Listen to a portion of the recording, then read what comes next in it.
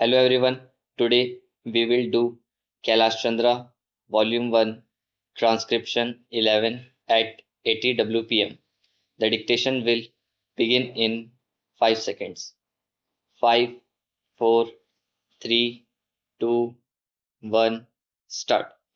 Sir, several questions raised regarding the Defense Ministry and the External Affairs and Irrigation Ministries have been clarified by my colleagues from those ministries. My task, therefore, has been simplified to that extent.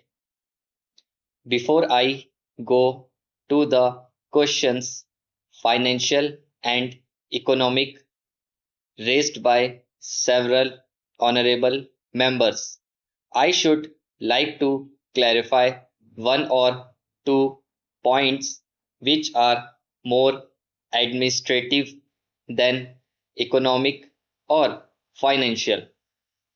One of them was raised by my honorable friend. He raised the question about the recruitment by the Assistant Superintendent Departmental Competitive Examination, and particularly about the examination held in 1960.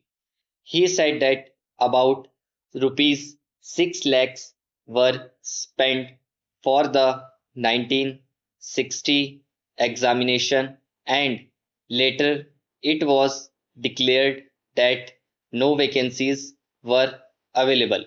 He therefore suggested that a definite procedure should be there and the examination should be held according to the vacancies declared in advance, and all persons who have qualified in that examination should be eligible for promotion or for appointment. Sir, I do not know whether the honorable member knows how these vacancies are filled. He probably refers to the section officers grade in the Central Secretariat Service. This is filled 50% by direct recruitment and 20% by departmental competitive examination open to the assistants. The next lower grade, and the rest 25% by promotion of the assistants on the basis of seniority subject to fitness. The examination, therefore, that he was referring to was a departmental competitive examination for filling 25% of the vacancies. It takes about 1 year for the Union Public Service Commission to declare the results of the examination from the time they take up the question of the examination. It is not therefore possible to declare the number of vacancies to be filled in from the very beginning. To declare them just when the results are out is more realistic, and that is what is done. Sir, if the examination treated as qualifying examination, the number of person who will thus become eligible for appointment will be quite unrelated to the number of vacancies to be filled in, and then the very situation with the honorable members' wishes to avoid would arise.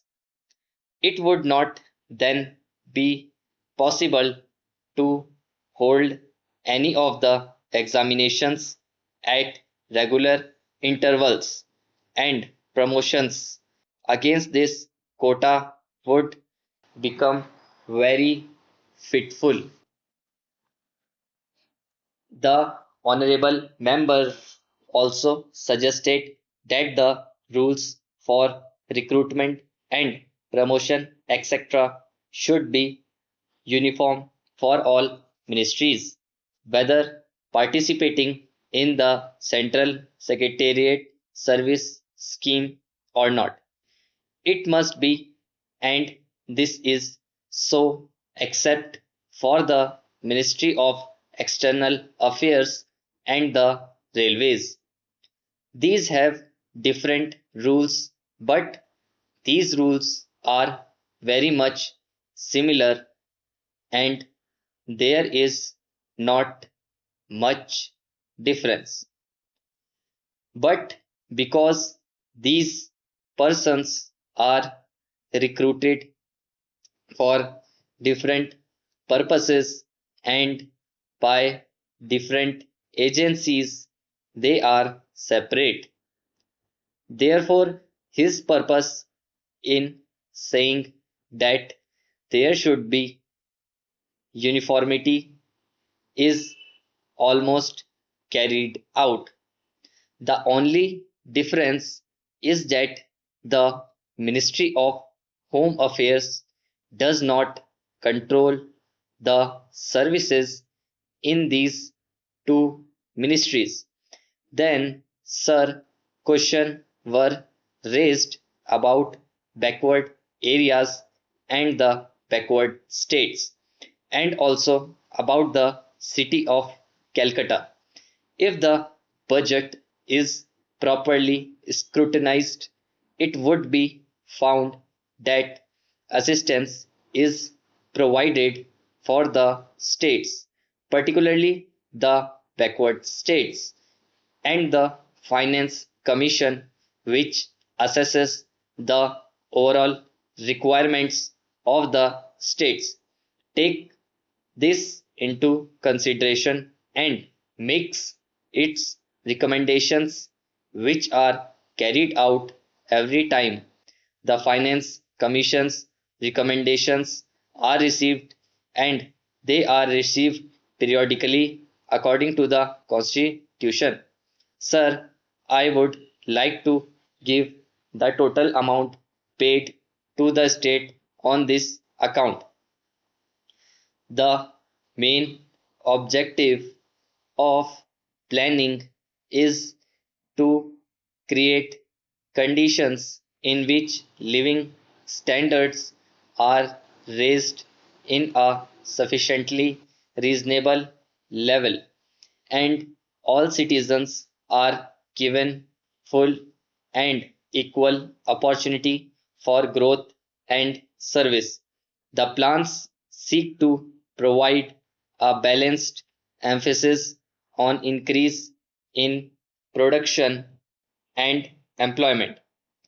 The development plans are thus accepted as the means for ensuring equitable development in the field of social services. There is no reason to suppose that the needs of the less fortunate or prosperous states are being neglected, but it would not be proper to expect that these differences could be wiped out now immediately. It must be seen whether we are going towards that very end or not. We are deliberately going towards, and we hope and trust that in course of time these inequalities would be wiped out, if not completely wiped out. At any rate, they would be lessened. My honorable friend complained about inadequate provision included in the plan for the meeting the growing requirements of the city of Calcutta were even the basic services like water supply, sewage disposal, and drainage were not being augmented, and that the central government was not enthusiastic about solving these difficulties.